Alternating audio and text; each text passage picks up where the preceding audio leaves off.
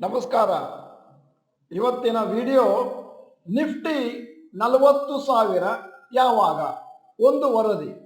ನಾನು ಡಾಕ್ಟರ್ ಭರತ್ ಚಂದ್ರ. ವಿಡಿಯೋಗಳ ಉದ್ದೇಶ ಕನ್ನಡಿಗರ ಸೇವೆ.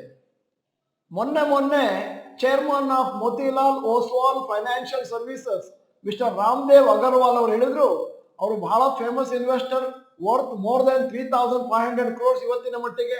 ಅವ್ರು ಹೇಳಿದ್ರು ನಿಫ್ಟಿ ಮುಂದಿನ 5 ವರ್ಷದಲ್ಲಿ 40,000 ಮಾರ್ಕ್ ಅನ್ನು ತಲುಪಬಹುದು. ಅವ್ರು ಏನ್ ಹೇಳಿದ್ದಾರೆ ಅಂತ ಒಂದು ಪ್ರೆಸ್ ಸ್ಟೇಟ್ಮೆಂಟ್ ನಿಮ್ಮ ಮುಂದೆ ಹೇಳ್ತಾ ಇದ್ದೇನೆ.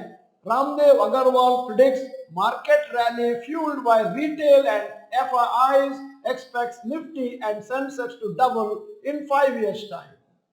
ಈಗ ಸದ್ಯದ ಮಟ್ಟಿಗೆ CAGR of Nifty from 1996 to 2023 ಎಷ್ಟಿದೆ ಅಂತಂದ್ರೆ, ಏಪ್ರಿಲ್ 1996 ಅಲ್ಲಿ 1000, ಸೆಪ್ಟೆಂಬರ್ 2023 20,130, ಅಲ್ಲಿಗೆ CAGR 27 ವರ್ಷದಲ್ಲಿ 11.76%. ಈಗಿನ ಲೆಕ್ಕ ತಗೊಂಡ್ರೆ ಸದ್ಯಕ್ಕೆ 20,130 ಇರೋದು ಸೆಪ್ಟೆಂಬರ್ 2023ರಲ್ಲಿ. 40,000 ಏನಾದರೂ ಸೆಪ್ಟೆಂಬರ್ 2028ರಲ್ಲಿ ಹೋಗುತ್ತೆ ಅಂತಂದ್ರೆ ಸಮಯ 5 ವರ್ಷ. ಮತ್ತೆ average returns required for Nifty 14.8%. ಅಂದರೆ ನಿಫ್ಟಿ ಮುಂದಿನ 5 ವರ್ಷ ಕಂಟಿನ್ಯೂಸ್ ಆಗಿ 14.8% ರಿಟರ್ನ್ಸ್ ಕೊಟ್ರೆ ಆವಾಗ 40,000 ಮಾರ್ಕ್ ತಲುಪುತ್ತೆ. ಮತ್ತೆ ಸದ್ಯದ ಮಟ್ಟಿಗೆ ಲೆಕ್ಕ ಹಾಕಿದ್ರೆ ನಿಫ್ಟಿಯ ಆವರೇಜ್ ಲಾಂಗ್ ಟರ್ಮ್ 11.7% ಮಾತ್ರ ಇದೆ. ಅಂದರೆ ನಾವೇನಾದರೂ ಊಹೆ ಮಾಡಿಕೊಂಡ್ರೆ ನಿಫ್ಟಿ ಡಬಲ್ ಆಗುತ್ತೆ 5 ವರ್ಷದಲ್ಲಿ, ಆವಾಗ ಇಂಡಿವಿಜುವಲ್ ಸ್ಟಾಕ್ಸ್ ಕೂಡ ಡೆಫಿನೆಟ್ ಆಗಿ ಟ್ವೈಸ್ ಅಂದ್ರೆ ಡಬಲ್ ಆಗೇ ಆಗುತ್ತೆ. ಆದ್ದರಿಂದ ಯಾವ ರೀತಿ ಇರಬಹುದು 2028ರಲ್ಲಿ ಅಂತ ನಿಮ್ಮ ಮುಂದೆ ಒಂದು ಪಟ್ಟಿ ಇಟ್ಟಿದ್ದೇನೆ. ಏಷ್ಯನ್ ಪೇಂಟ್ ಇವತ್ತಿನ ರೇಟು 3,206, 2028ರಲ್ಲಿ 6,412. ಟೈಟನ್ ಕಂಪನಿ ಇವತ್ತು 3,340 ಮತ್ತು 2028ರಲ್ಲಿ 6,680. HDFC bank 1,629 versus 3,258. Britannia 4,596 versus 9,192. Reliance industries 2,436 versus 4,872. TCS 3,606 versus 7,212. ಮತ್ತು ಇನ್ಫೋಸಿಸ್ 1,492 ವರ್ಸಸ್ 2,984. ನಿಫ್ಟಿಯಲ್ಲಿ ಒಟ್ಟಿಗೆ 50 ಷೇರುಗಳಿದ್ದಾವೆ. CAGR ನಿಫ್ಟಿ ಲಾಂಗ್ ಟರ್ಮ್ ಅಲ್ಲಿ 11ರಿಂದ 14% ಬರ್ತಾ ಇದೆ.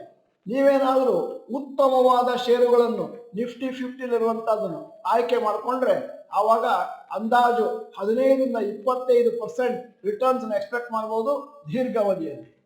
ಈಗ ನಿಮ್ಮಲ್ಲಿ ಒಂದು ಕುತೂಹಲ ಇರ್ಬೋದು, ನಿಫ್ಟಿ ಯಾಕೆ ಡಬಲ್ ಆಗುತ್ತೆ ಲಾಂಗ್ ಟರ್ಮ್ ನಲ್ಲಿ?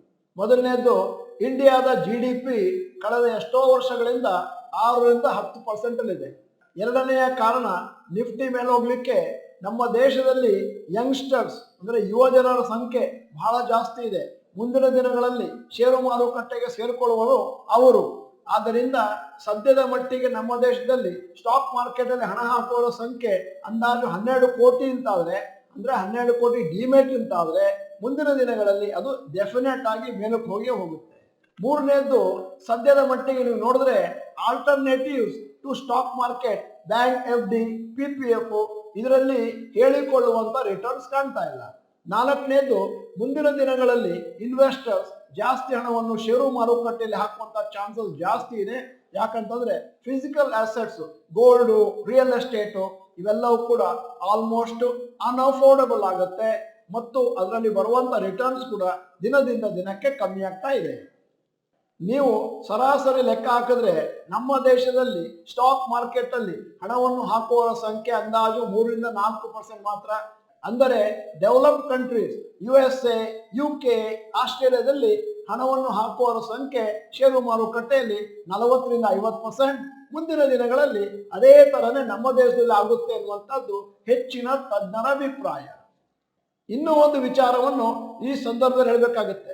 ಒಬ್ಬ ವ್ಯಕ್ತಿಯ ಸಾಂಕೇತಿಕ ಉಳಿತಾಯ, ಒಟ್ಟು ಉಳಿತಾಯ 100 ರೂಪಾಯಿ ಅಂತಂದ್ರೆ 30 ರೂಪಾಯಿಯನ್ನು ಷೇರು ಮಾರುಕಟ್ಟೆಯಲ್ಲಿ ತೊಡಗಿಸಬಹುದು ಅನ್ನುವಂಥದ್ದು ನಮ್ಮ ಅಭಿಪ್ರಾಯ. ಆದ್ದರಿಂದ ನಿಮ್ಮ ಹತ್ರ ಏನಾದರೂ 30 ಲಕ್ಷ ಆಸ್ತಿ ಇದ್ರೆ 9ರಿಂದ 10 ಲಕ್ಷವನ್ನು ನೀವು ಆರಾಮಾಗಿ ಸೇಫ್ ಆಗಿ ಯಾವುದೇ ಯೋಚನೆ ಇಲ್ಲದೆ ಸುರಕ್ಷಿತವಾಗಿ ಷೇರು ಮಾರುಕಟ್ಟೆಯಲ್ಲಿ ಹೂಡಿದ್ರೆ ಎಲ್ಲರಿಗೂ ಒಳಿತು, ದೇಶಕ್ಕೂ ಒಳಿತು ಮತ್ತು ನಿಮಗೂ ಕೂಡ ಜಾಸ್ತಿ ರಿಟರ್ನ್ಸ್ ವರ್ಕೌಟ್ ಆಗುತ್ತೆ.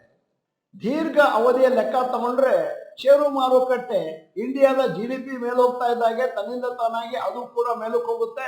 ಮತ್ತೆ ಇನ್ನೊಂದು 4 ರಿಂದ 5 ವರ್ಷದೊಳಗೆ ಭಾರತ 5th ಲಾರ್ಜೆಸ್ಟ್ ಎಕಾನಮಿಯಿಂದ will become the 3rd biggest largest economy in the whole world.